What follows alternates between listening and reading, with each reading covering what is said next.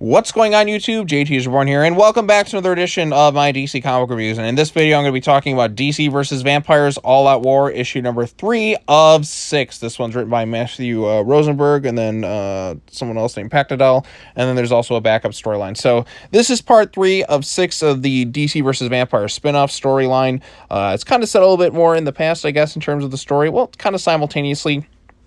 It's a bit all over the place, but basically Deathstroke and a few other remaining characters left in the DC world are kind of working together. And in this storyline, or this particular issue, they're going after Starfire because Starfire's blood, as you know if you've read DC versus Vampires, there's something about her blood which allows vampires to like live in the daytime, kind of make them the Nightwalker like Blade or something like that.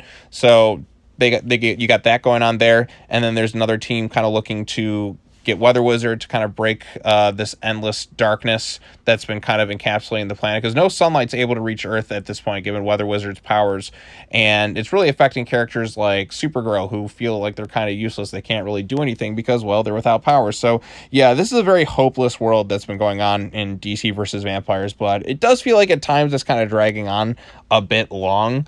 But there isn't much left in terms of this storyline, and I am excited to see how it all concludes. We also, in the backup of this, we get to see kind of more of the origin of how Dick Grayson became the Vampire King, which it's so weird to see Dick Grayson as like the main villain in something. Yeah, we get to learn that he was still good at one point, and then like just turning into a vampire is really what corrupted him, like it corrupted a lot of heroes. But for some reason, a character like Damian, for instance, was able to kind of overcome his vampirism, and in turn, he kind of teaches Batwoman, who makes an appearance in this issue as well. So let's go ahead and talk about this thing. Now, like the other issues of All Out War, this is all done in black and white with hints of red, and at times stylistically it can look rather cool, but then other times with the artwork it's really hard to tell what's going on at certain points. Like for instance, this shot of Batwoman coming in here, I think stylistically that looks really cool with the red and how it stands out, but then there'll be other panels where things happen and it's just it would have been so much better in color. Not that I have anything fully against a black and white comic book, it's just in the comic book format sometimes it's kind of hard to tell what's really going on. I like black and white movies, but I can at least tell what's going on in those, and here it's a little hard to tell at certain points in time. So they end up going to rescue Starfire. Like I said, there's times where the artwork gets kind of confusing, and I'll show you in a second right here. As like for instance, this panel right here. So they're fighting. Who is Batwoman fighting? So on one panel, she's climbing up in here, and then like all of a sudden she's like crushing somebody's skull. Like, what's really going on here? And then other characters just kind of show up. I feel like if this were in color, I could distinguish things a little bit better at times, but all things considered, it still was entertaining. Now, the weirdest thing in this comic book that I never thought I'd see is this image right here. Deathstroke hugging Starfire like this.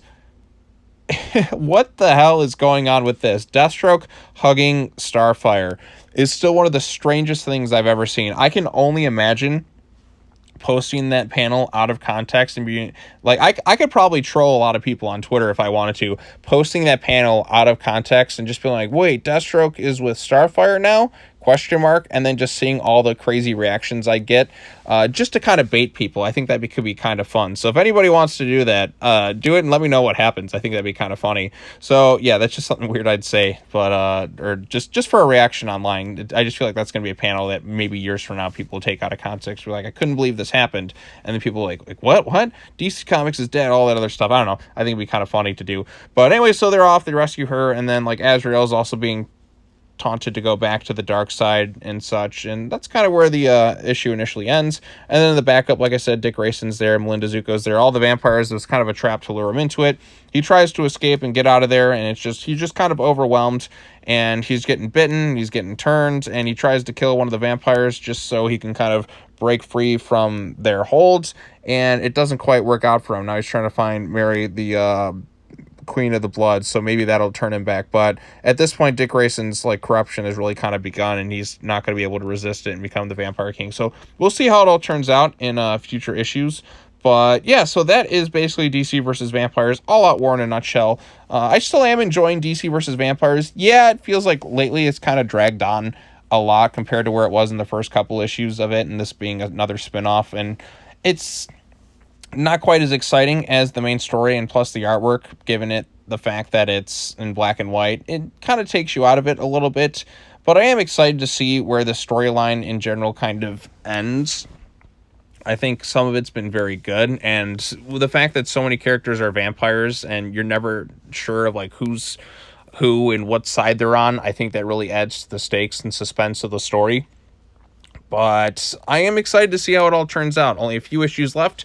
We'll be getting to the end of this in December, and I can't wait.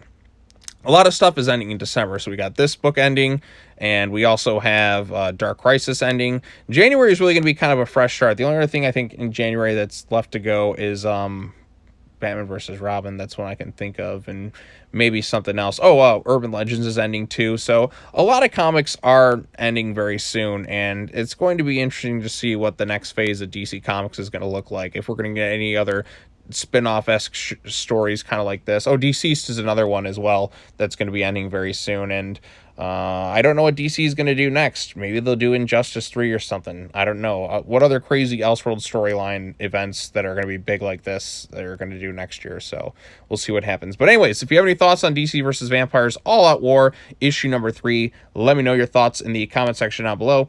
Be sure to like this video, share it with your friends, subscribe to the YouTube channel for more content. I think that's going to be it for me in terms of DC comic book reviews for this week. I was playing a lot of catch-up today. I didn't really get any out yesterday, but I just wanted to kind of get these ones out here. And now that I'm all caught up, we can enjoy the rest of the weekend. And yeah, more other stuff I'm going to be working on, but we'll see what happens. So, all right, as always, take care now. Bye-bye then, and I will see you all in the next video. Peace.